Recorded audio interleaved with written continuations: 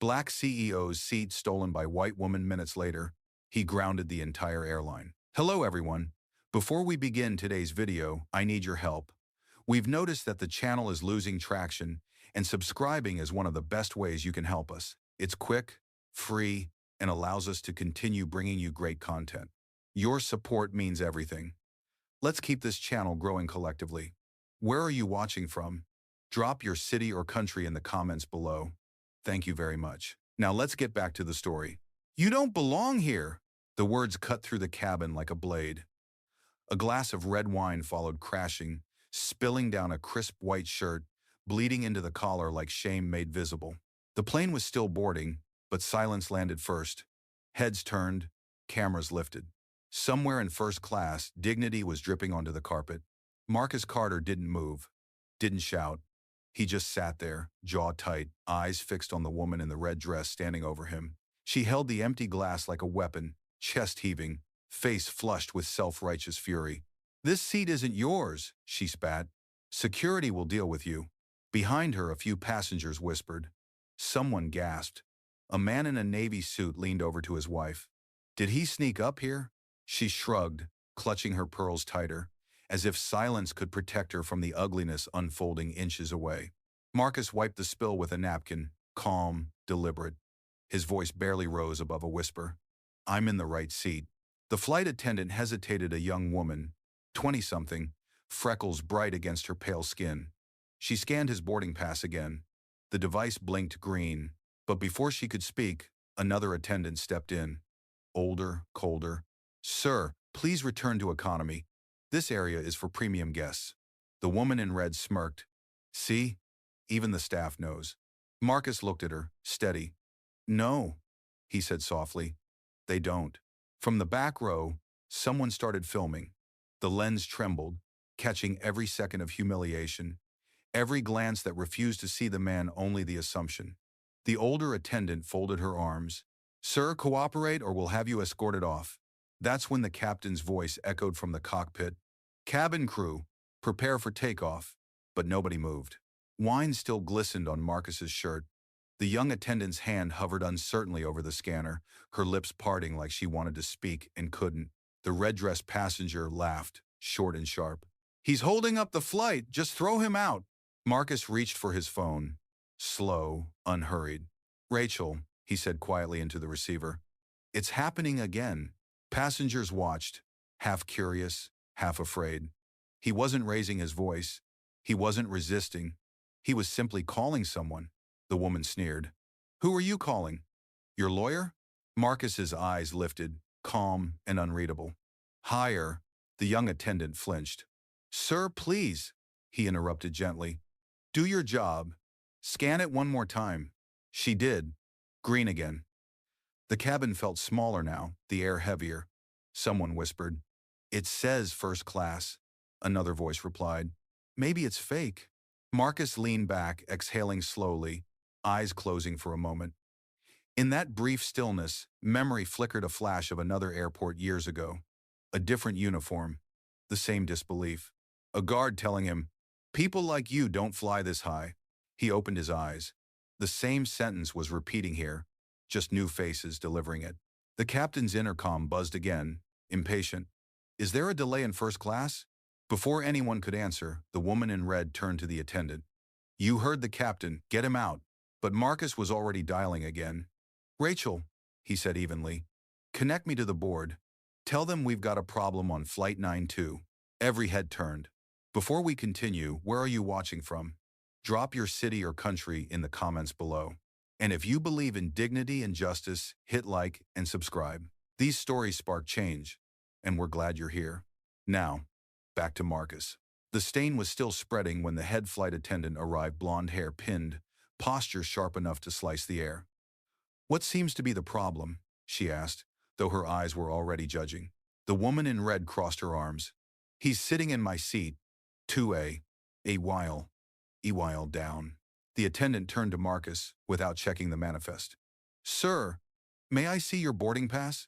Marcus handed it over, calm, soaked shirt clinging to his chest. The scanner beeped green. She frowned. "Strange. Our system shows that seat reassigned." Marcus's voice was even. Then your system is wrong. The woman laughed, short and cutting. Or maybe you just borrowed that ticket. No one breathed. You could hear the engines hum beneath the floor. The young attendant from earlier spoke up again, voice trembling. It's scanned, valid. Twice.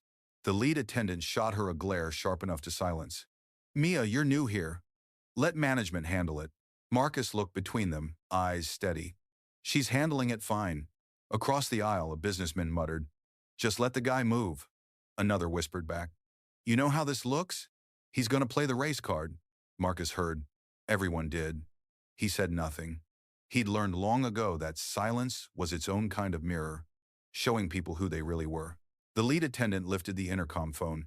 Captain, we have a non-compliant passenger in first class. Possible fraudulent ticket. Marcus blinked slowly. Fraudulent? The word hung there like smoke.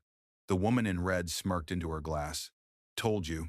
Before she could finish her sip, Marcus spoke into his phone again, low and measured. Rachel, initiate Protocol 1. A pause. Then, through his earpiece, a calm voice replied. Confirmed. Logging timestamp. Do you want visual sync? Do it. The young attendant, Mia, frowned. Sir, what does that mean? Marcus turned his head slightly. It means this flight just went live to corporate compliance. The lead attendant froze mid-sentence.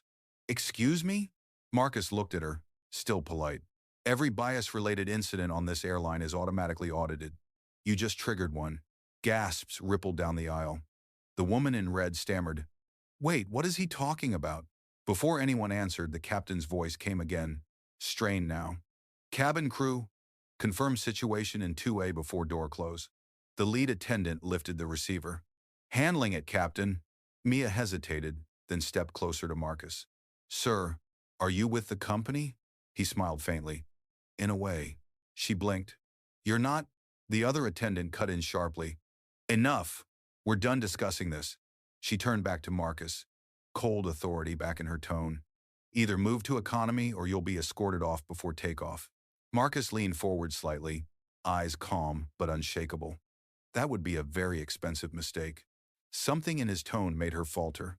Passengers whispered again, phones rising, screens glowing, stories already being written. Mia finally spoke louder this time. He paid for that seat. I saw it. He belongs here.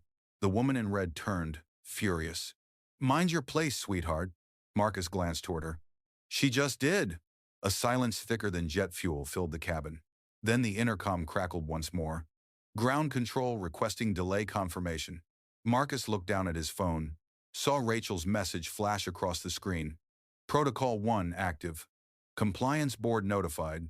Video sync live. He exhaled slowly. Then let's give them something worth watching.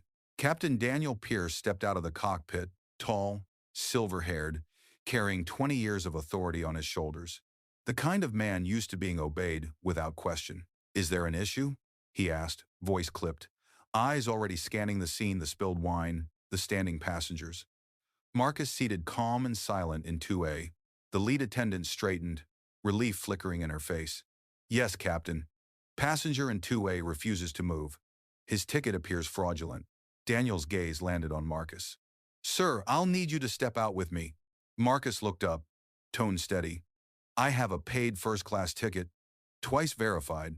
The captain nodded once, pretending to listen, then turned to the woman in red. Ma'am, you're assigned 2A? She nodded quickly. Yes. He took my seat. Mia, the junior attendant, finally found her courage. Captain, that's not true. His scan came through green both times. 1. Daniel's jaw tightened. I said, step out, sir. We have procedures. Marcus met his eyes. And I have ownership. The cabin fell quiet again. The captain blinked, thrown off balance for half a second. Excuse me? Marcus set his phone face down on the tray table. Before this plane leaves the ground, your company will have an active compliance alert with my name on it. Sit down, Captain. The older attendant gasped. You can't speak to him like that. But Daniel didn't reply. His radio crackled, softly control requesting update on delay reason. He hesitated. 2-minute hold, he muttered, stepping aside. Mia whispered. Sir, are you really with corporate? Marcus gave a small nod. More than that, I built half its fleet. The woman in red scoffed, voice shaking. Oh, please, now he's a builder? Marcus's phone buzzed. He tapped the screen one speaker on. Rachel's voice filled the cabin, calm and surgical. Protocol 1 escalating to 2. Compliance board online. Flight 92 marked under observation. Given to Shabnor, the color drained from the lead attendant's face. This can't be happening, Rachel continued. Marcus, I have the cabin audio live. Do you want me to log the racial context? Marcus's eyes flicked toward the woman in red, then back to the attendant. Log everything, passengers murmured now, tension shifting. One man whispered, Did she say compliance board? Another replied, I think she said board like ownership board. The captain cleared his throat. Mr. Carter, until we verify. Verification's done, Marcus said. You just don't like the result. The young attendant Mia took a small step forward. Captain, I can confirm his ticket was purchased under the name Marcus Carter, Executive Profile, Corporate Tier. Daniel froze. Carter? Mia nodded. Yes, sir. Rachel's voice came through again. Marcus, for the record, Captain Daniel Pierce has 10 prior service reports, 2 marked unresolved, both related to passenger profiling. Gasps rippled. Daniel's eyes darted toward the phone like it might explode. You have no right to. Marcus cut him off quietly. I have every right, and so does the truth. He stood now slowly, tall despite the wine-stained shirt. You accused me of theft, lied to your own system, and turned humiliation into policy. The woman in red muttered, He's making a scene. Marcus looked at her once, calm. No, ma'am. You made the scene, I'm just giving it light. Cameras lifted higher. Screens glowed brighter. The captain's radio buzzed again, control asking for final clearance. Daniel hesitated, voice cracking through the tension. We're delaying boarding. Marcus leaned close enough for only him to hear. You're not delaying boarding, Captain. You're delaying the truth. He turned back to the cabin, voice firm but never raised. This flight won't move until accountability does. And for the first time in his career, Captain Daniel Pierce didn't know whether to give orders or take them. The intercom cracked overhead, the captain's voice strained. Ladies and gentlemen, we're experiencing a brief operational delay. Please remain seated, but nobody was calm. The hum of whispered disbelief rippled through first class like static. Marcus stayed seated, posture straight, eyes on the middle distance. Calm wasn't weakness, it was command. The stain on his shirt had dried into a symbol now, dark red against white cotton, a mark that said, Remember this moment.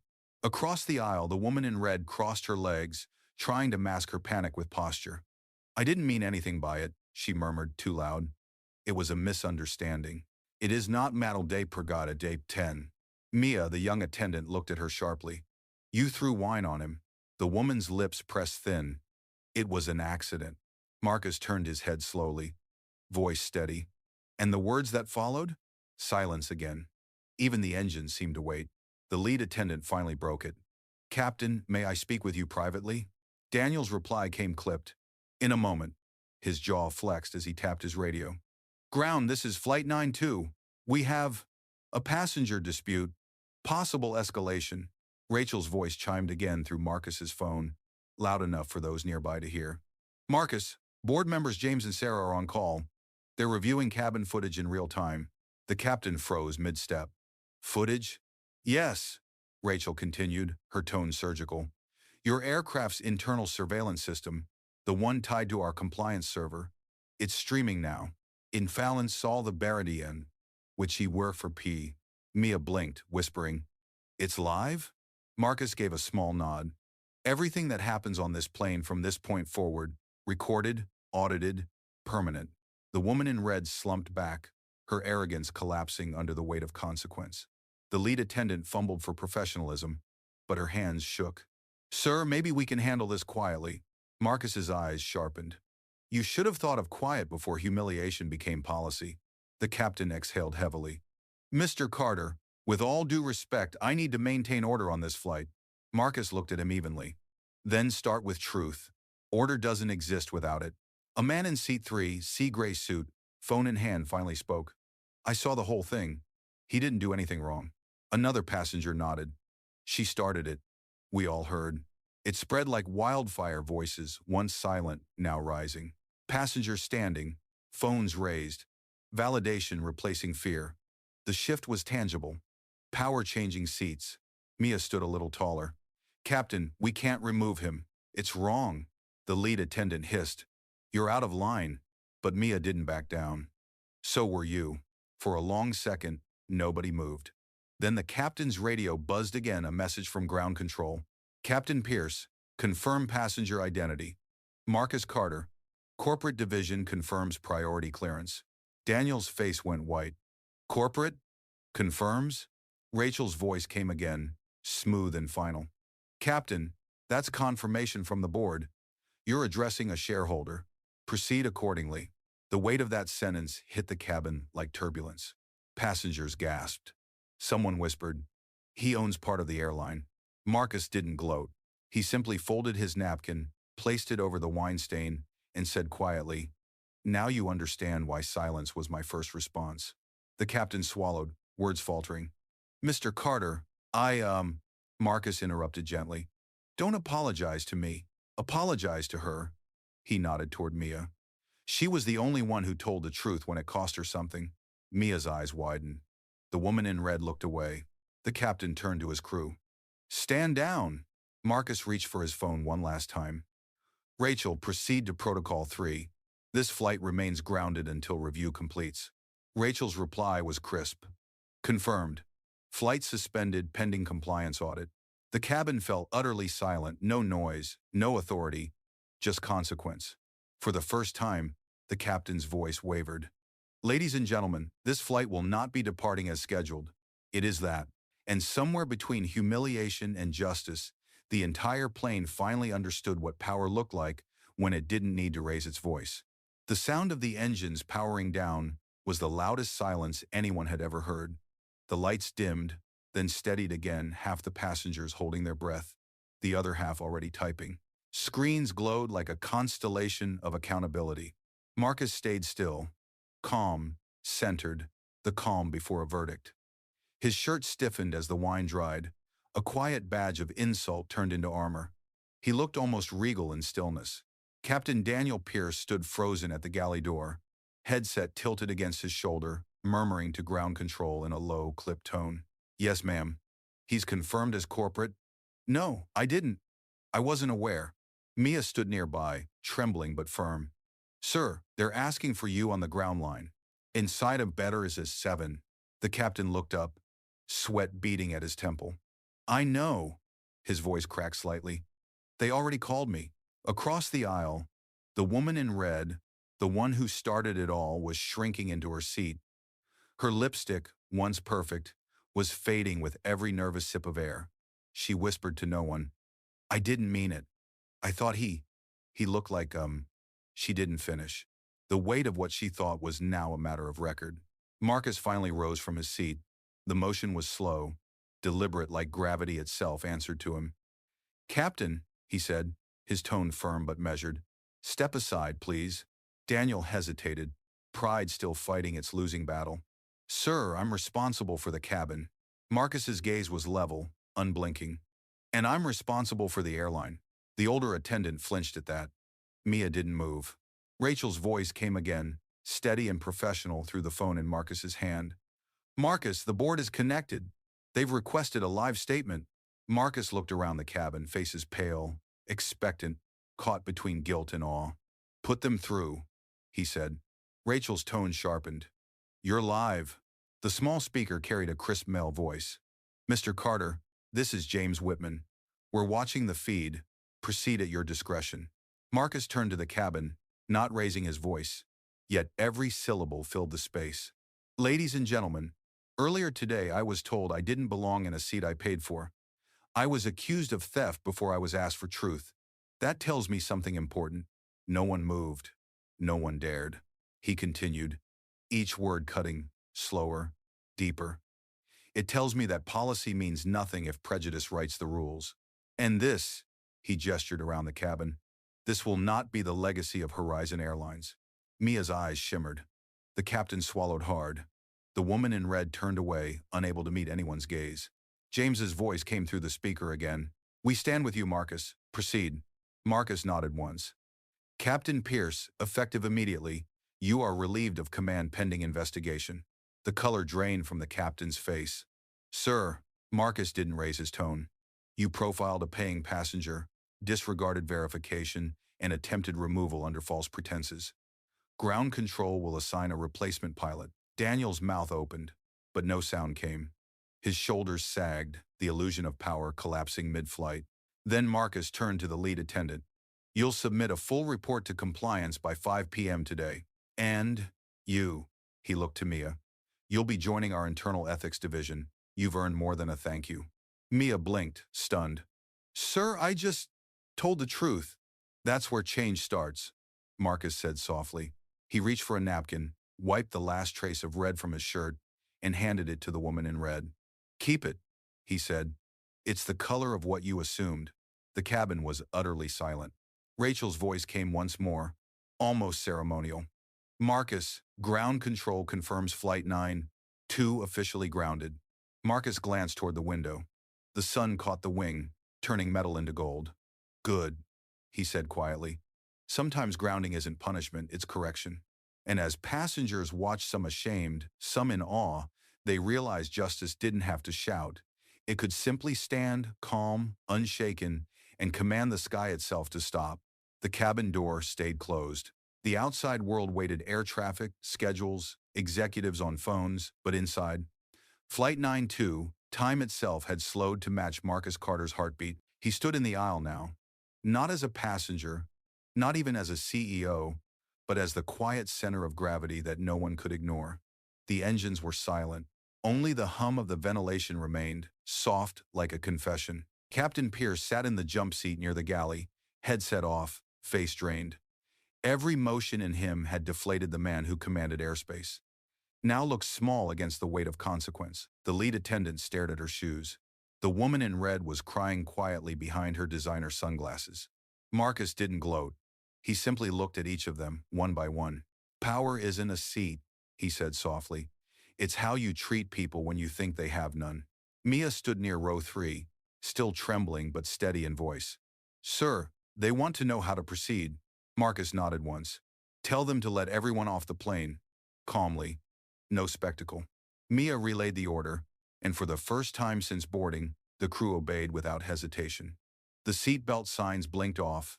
Passengers rose carefully, whispering thanks to Marcus as they passed. One woman said, You shouldn't have had to prove who you are. Another added, That's the first time I've seen accountability at 30,000 feet without even taking off. Marcus smiled faintly. Sometimes justice doesn't fly. It lands before it takes off.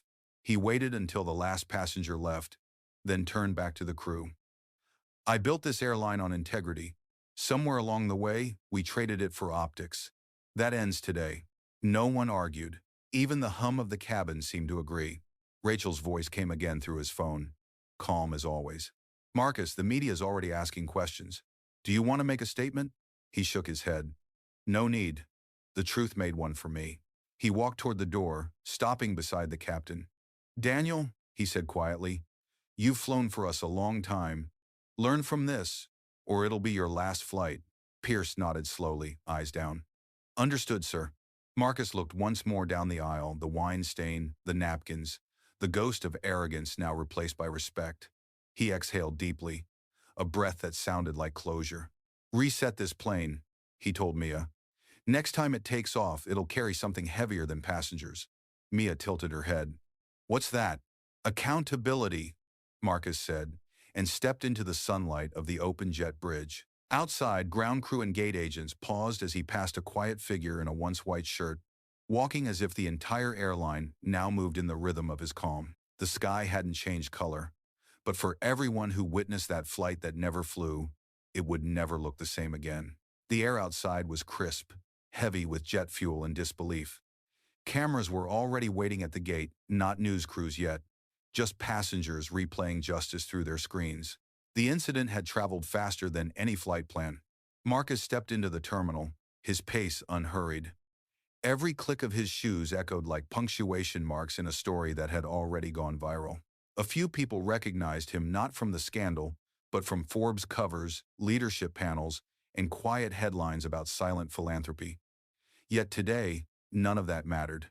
Mia followed a few steps behind, still clutching her ID badge, eyes wide at the crowd parting for him. "Sir, I think the entire terminal knows," she whispered. Marcus didn't slow. "Then let them."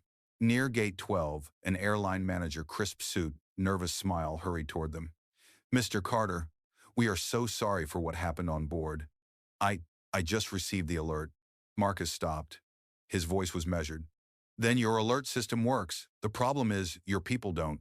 The manager swallowed hard. "We've already suspended the flight crew pending review." Marcus shook his head. "Suspend the habit, not just the humans. Bias doesn't live in uniforms, it lives in the culture that lets it breathe." For a moment, the manager didn't know whether to apologize again or disappear. Marcus spared him both choices and kept walking. A small child tugged her mother's sleeve as he passed. "Mommy, is that the man from the plane?" Her mother nodded slowly. "Yes, baby." He made them stop. Marcus smiled faintly at the girl, the kind of smile that carried gratitude instead of pride. "Always stop when something's wrong," he said softly. They reached the end of the corridor where sunlight flooded through the glass. Outside, Flight 92 still sat motionless on the tarmac, a gleaming monument to the cost of assumption. Mia's phone buzzed. "Sir, they want to know if you'd like a press statement drafted." Marcus stared at the plane for a long second. "No." The footage speaks louder than any headline. He turned back toward the window, reflection overlaying the aircraft, his face and the grounded jet merged like truth and consequence. "You know, Mia," he said quietly, "people think grounding a flight is about control, but sometimes it's mercy, a chance to fix something before it takes off broken." Mia nodded, her voice almost a whisper. "You didn't yell once." "That's because yelling is what they expect," Marcus replied. "Silence is what they remember." Behind them, the airport loudspeaker announced, "Flight 92 canceled. Passengers, please proceed to rebooking." The words echoed like closure. Marcus adjusted his cuffs, the last trace of red gone from his shirt. "Come on," he said. "Let's go write the new policy." And as he walked away from the gate, calm and unshaken, every witness who had seen what happened knew one thing for certain. The man who was told he didn't belong had just redefined what belonging meant. By late afternoon, the Horizon Airlines headquarters was no longer quiet. The glass walls of the executive floor reflected urgency screens, glowing with the footage from Flight 92, sound clips looping every few seconds. The words, "You don't belong here," echoed faintly from one monitor, like a ghost refusing to leave. Marcus entered the boardroom without ceremony. He didn't need an introduction. Every person seated already knew who he was and what he had just done. Rachel was beside him, tablet in hand, her calm professionalism steady as an anchor. "Gentlemen, ladies," Marcus began, voice even resonant, "we have a problem that money can't fix and PR can't bury." The chief operations officer cleared his throat nervously. "Mr. Carter, the footage has already gone viral. We're trending on every major platform. I've prepared a statement of apology." Marcus raised a hand, stopping him mid-sentence. "Apologies are currency for people who don't intend to change. I'm here for reform." He turned to the massive screen at the end of the table, frozen on the image of the woman in red, mid-gesture, the glass of wine mid-air. "This isn't just a passenger issue," he continued. "It's an ecosystem issue. From the boarding gate to the boardroom, the same prejudice hides in plain sight disguised as procedure." Silence filled the room. No one dared shift in their seats. Rachel tapped her tablet, projecting data onto the wall. Graphs of internal complaints, ignored reports, diversity audits postponed. 82 unresolved incidents in the last 18 months, she said quietly. 75 involve customers of color. Marcus looked around the table. "That's not oversight. That's a culture." The head of HR hesitated. "We can start with bias training modules, maybe quarterly." Marcus's gaze cut clean through her words. "No. We start with accountability. From now on, every incident flagged under discrimination will trigger a live audit. No delays, no filters." He gestured toward the footage again. "This is what silence looks like. We'll replace it with transparency." Rachel added, "We'll also implement an open channel for staff like Mia employees who speak up without fear of losing their jobs." Marcus nodded. "Protect the truth tellers, and the system will protect itself." A few executives scribbled notes, their faces pale beneath fluorescent light. Marcus could feel the shift, that strange, uncomfortable moment when power realizes it's been seen. He stepped closer to the window, watching the city stretch beneath him, small and endless. When I built this airline, I wanted it to fly higher than business. I wanted it to represent dignity. He turned back, eyes steady. Today we start flying again, not in the air, but in principle. Sedi side prejudice hin, and inducide. No applause followed. Only the hum of screens and the sound of people realizing this meeting wasn't about damage control. It was about rebuilding the soul of their company. Marcus glanced at Rachel. Draft the directive. Call it Flight 92 policy. Let every employee know why the sky stopped and what it taught us. Rachel nodded. Effective immediately? Marcus smiled faintly. No delays. And as the command echoed across the boardroom, the skyline outside shimmered in late daylight, a reminder that sometimes grounding isn't the end of flight, it's the start of elevation. The following morning, an internal memo swept through Horizon Airlines like a quiet revolution. Subject line: Flight 92 policy effective immediately. It was short, surgical, and impossible to misunderstand. All bias-related complaints now trigger live compliance review. All employees protected under the Truth Clause. Leadership accountability is non-negotiable. No slogans, no empty promises, just consequences. By noon, offices buzzed with nervous energy. Screens flickered with the announcement. Inboxes pinged with acknowledgement requests. For once, silence wasn't safety, it was exposure. Marcus stood in his office overlooking the runway. A new day. Same sky, but something about it felt altered, heavier with awareness. He watched one of the Horizon jets lift into the air, engines roaring, and thought, now they'll think before they take off. Rachel stepped in, carrying 2 cups of coffee. Every major outlet's running the footage, she said. They're calling it the flight that never flew. Marcus took the cup, smirk faint but weary. Good. Maybe the story did what flights are supposed to reach people. And we tep 7 and severed to Malov. The compet widden to patter. Rachel hesitated, then added. Mia's statement went viral too. She didn't ask for it, but she's trending under number. She spoke up. Marcus looked up from the window. She earned that. He gestured toward a small folder on his desk, the formal commendation for Mia Ruiz, the youngest employee to ever be named Integrity Officer. Make sure she knows her promotion isn't charity. It's precedent. Rachel nodded, then lowered her voice. And the woman from the flight? Marcus's expression didn't harden, but it lost warmth. She reached out through PR. For what? A photo opportunity. She says she wants to apologize publicly. Rachel grimaced. Do you want to meet her? Marcus looked back toward the clouds. No. Let her sit with the silence. That's where change actually happens. He took a sip of coffee, the bitterness grounding him more than caffeine. The goal was never humiliation. It was reflection. For her, for them, for all of us. The intercom on his desk buzzed. Mr. Carter, said the assistant's voice, the FAA director is on line 2. They want to discuss implementing your compliance model across all partner airlines. Marcus smiled slightly. Tell them I'll take the call after we finish our own house first. Rachel exhaled. You really think this will last? He turned, gaze steady. Policies don't change people. People change people. But policy forces them to look in the mirror long enough to see who they are. Outside, another Horizon jet roared into the morning sky, the same company, a different conscience. Marcus watched until it disappeared into the clouds, then murmured more to himself than to Rachel. Flight 92 never took off, but it still managed to change altitude. This Lee Argon of the great now. And in that quiet office above the runway, justice didn't feel loud or cinematic anymore. It just felt earned. Weeks passed, but Flight 92 never left the headlines. Universities dissected it, news anchors replayed it, hashtags turned into panels, and panels turned into policy drafts across the industry. Yet through all the noise, Marcus stayed silent. He wasn't chasing fame, he was building foundation. In boardrooms and training centers, his words echoed, integrity can't be outsourced. New recruits studied the footage not as scandal, but as a case study in restraint and courage. Mia traveled with him now, helping design the company's new ethics program. She asked one evening, do you think they really changed?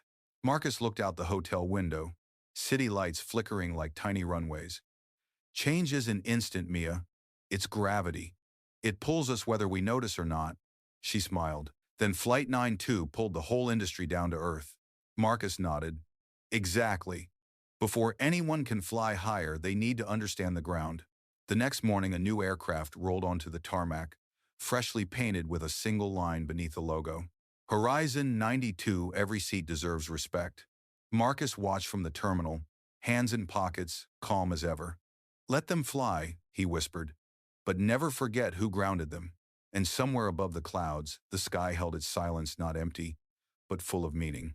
6 months later, Horizon Airlines unveiled its newest fleet. Cameras flashed, executives smiled, but the applause belonged to something deeper than metal or machinery. It belonged to the shift that began with a single act of dignity. Marcus stood at the press line. No script, no PR handler. When reporters shouted for comment, he answered with calm precision. We didn't just build safer planes, he said. We built safer principles. Behind him, Mia introduced the training module inspired by that day, the Flight 92 standard. Every crew member, from pilot to porter, was now required to pass it. Its final line read, "Silence can be policy, or it can be power. You choose which one you serve." The woman in red had long disappeared from headlines, replaced by conversations that mattered more. The captain had quietly retired, and the young attendant, once silenced by fear, was now standing beside Marcus, speaking at global conferences about ethical leadership. When the ceremony ended, Rachel handed Marcus a simple brass pin, shaped like a wing, engraved with 2 letters. F92. For remembrance? He asked. Rachel smiled. No, for responsibility. Marcus turned the pin in his hand, light glinting off its edge. Then let's make sure no one ever earns another one the same way. He fastened it to his lapel. The cameras caught it, a small symbol, heavy with history. The legacy of Flight 92 wasn't in the scandal. It was in the stillness that followed, proof that quiet conviction could rewrite an entire industry's altitude. The world moved on, but Flight 92 remained etched into policy, replayed in classrooms, whispered in terminals whenever someone judged too quickly. Marcus no longer wore the pin for recognition. He wore it as a reminder. Justice hadn't made him louder. It had made him quieter, surer. One evening, as another Horizon jet climbed into a crimson sunset, he watched from the observation deck with Mia at his side. She asked softly, "Do you ever think about that day?" "Every time a plane leaves the ground," he said, "because somewhere on board, someone is deciding who belongs. And maybe now, they'll think twice." The engines faded into the clouds, the sky swallowing sound. Marcus turned away, straightening his jacket, the faint outline of the F92 pin glinting beneath the last light. He smiled, not the smile of victory, but of balance restored. "Justice doesn't need volume," he murmured. "It just needs altitude." And as the city lights blinked awake below, the man once told he didn't belong kept walking, quiet, steady, unshakable, proof that dignity doesn't need permission to fly.